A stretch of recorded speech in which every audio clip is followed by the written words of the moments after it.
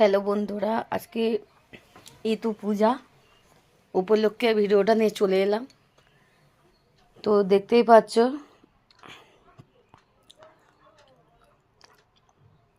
মন্দিরের মধ্যে সব সাজানো কমপ্লিট হয়ে গিয়েছে। তো এখানে ঘট সাজানো কমপ্লিট, ফল টল কাটা কমপ্লিট। তো আমার যা আর আমি মিলে দুজনে মিলে করেছি। তো এটা আমার যা।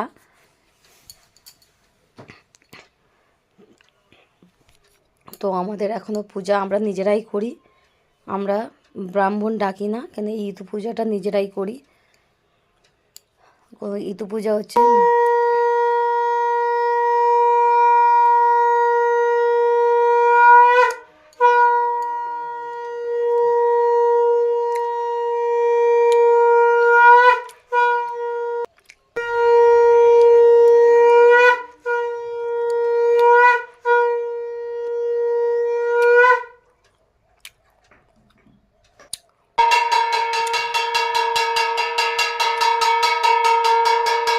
কেমন হয়েছে ভিডিওটা জানাবে।